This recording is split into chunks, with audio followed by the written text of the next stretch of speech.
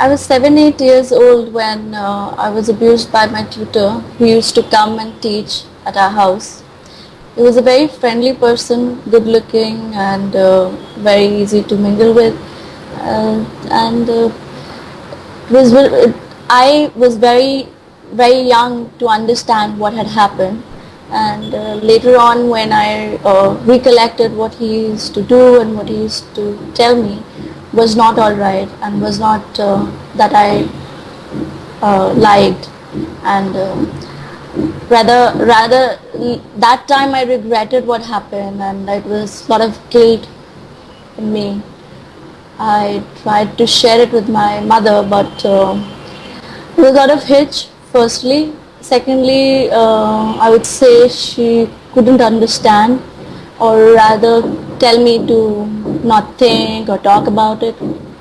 And yeah, it was um,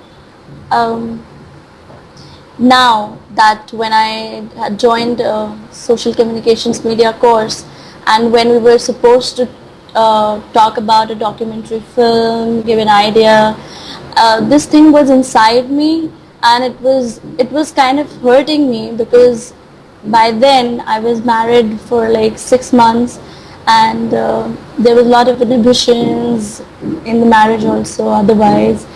So I thought that maybe this is the time I should open up, because a lot of other things were talked in this on this platform, in the course that people were people were free to talk, and there were a lot of people who were listening, and that's why that was the time when I told my teacher Jadu Mullah, and I told my friends who were making documentary with me, and yes, and there when I told them, I was definitely had to tell my husband, and I told him, and that relieved me. Telling it only relieved me. How many years since? How old are you now?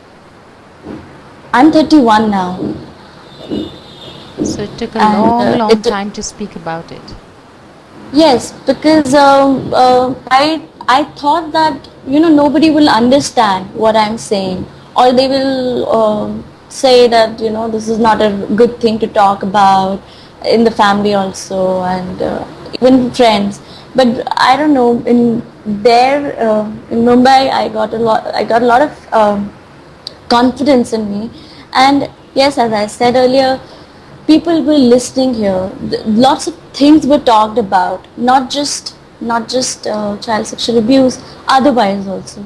So you get a kind of confidence, and yes, maybe all of them were strangers at that point of time, and they were listening.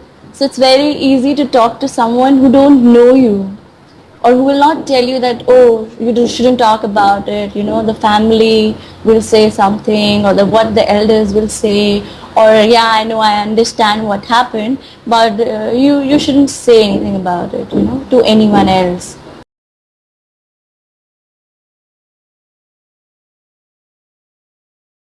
My husband was very supportive, and he said that you should talk about it, even if it's a film, because we need to spread the word that it is not the child's fault or anybody's fault who's being abused.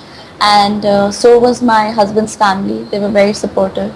My father-in-law and my his brother came to see my film when it won an award, and my family, very few people in the family still know that I made a film like this. Only my parents know about it, and they're okay, but they don't talk about it.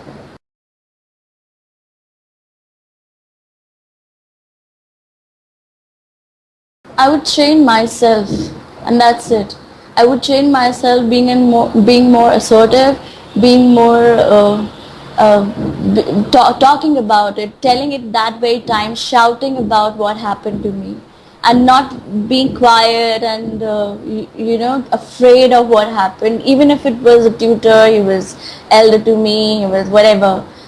I want to change myself and nobody, because why would I change anybody else? I have whoever is being abused has to change herself or himself first, and let people understand what's happening. Until as there's an NGO in our film called Arpan, they say that you have to keep telling till the person, and there's someone who can listen to you, who's there to listen to you. You have to keep telling. Yeah, so I'll change myself.